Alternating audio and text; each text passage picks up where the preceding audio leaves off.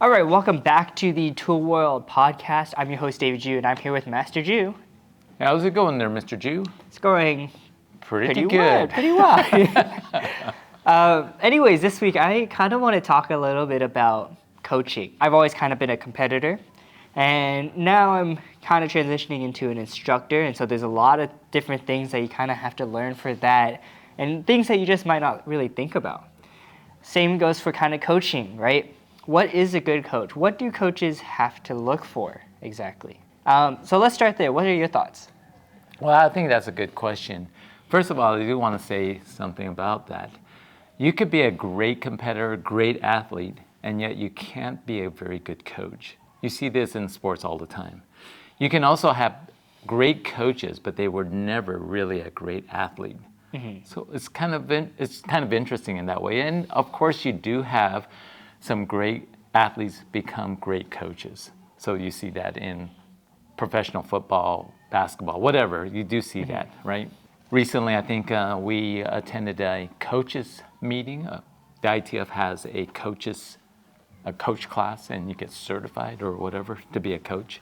And basically, the coach does need to understand the rules of the tournament, and hopefully that they relay that information to the competitor. Other than that, in the main tournament, a coach's job is really to help the student, and really during the match, they're not to actually speak. They're not actually supposed to be. They can kind of encourage them, but not very subtle, and they can't be out of their seat, right? Doesn't matter. Mm-hmm. So there are some etiquette in the rings as well. So let's start with patterns. If I'm coaching somebody for patterns, and let's say they're just doing their two patterns, what should we be looking out for? Well, as a coach, and I did some coaching for, I forget what world championship. Anyway, 2007. 2007. 2007. You're that long ago. Mr. Dingra's coach. Yeah, that's right. I got a picture up there. That's right. I was coaching Mr. Dingra, and I think he got the gold. He did win gold. Yeah. I think winning is a large part of it is the competitor itself.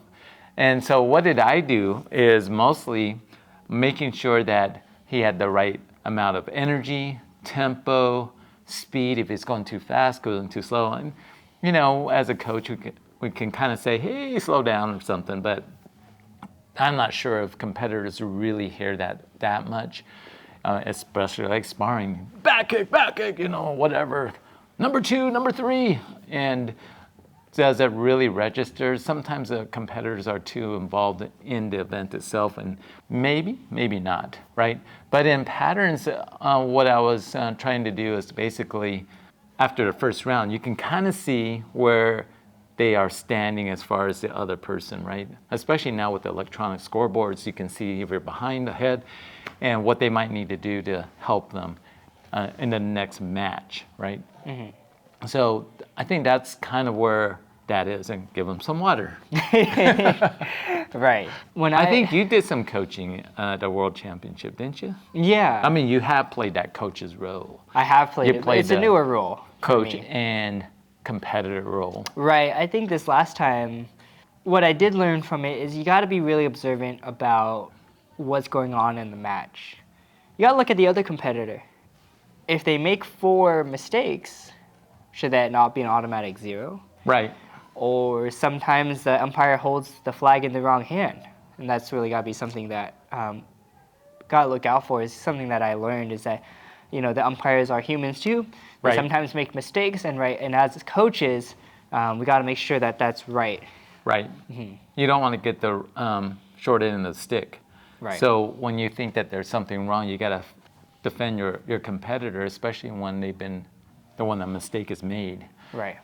Lots of times that happens. Someone gets advanced to the next round, because the person that wrote it down didn't realize they wrote the wrong name down. Right. And so the coaches, that's the coach's responsibility, make sure that their person's maybe advancing, or you can argue technique, and you can argue that they voted wrong and stuff like that, but the reality is that a lot of times that won't work anyway. And coaches are responsible for the protest, if there is a protest. Right. Okay. I think, though, yeah, and we're going to go back to the sparring coaching, right? Yeah.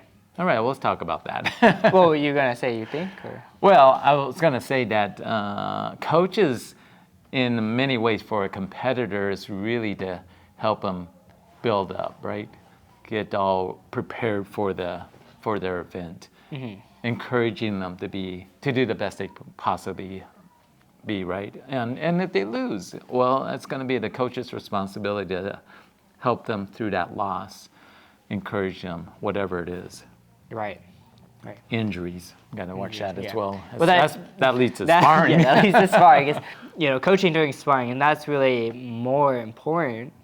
I don't know if it's more important. It's just more active. It was more active. A little bit more But active. there's more things you have to look out for, because now as the coach, you're kind of looking at the safety of your competitor. Is that right? Well, yes, it's not only safety, but you want your competitor to win, so you got to use all the rules that are allowed, and you got to help them, right? If you have a competitor that's stepping out of bounds, well, the coach needs to remind them, hey, stay in bounds. Right. Or if the coaches will see whether they're being aggressive, not aggressive, and help them with that. Coaches can help them with different tactics in a way, different drills that they might have been working on. And you see that in professional sports. What is a coach doing? They have a game plan, and they're trying to help their competitor execute that game plan. And so in my opinion, a coach's job is also to look at the other competitors that are in the division and see how they fight or how they spar, and then advise their competitor how to deal with that individual, because everyone is a little bit different. So as a coach, how do I know when it is about time that my competitor shouldn't finish the match? Or is that a competitor's kind of choice? That's a good question. I think a lot of times competitors don't want to give up, especially if they're really competitive. Right. No matter how bad they're losing, they want to stay in the fight.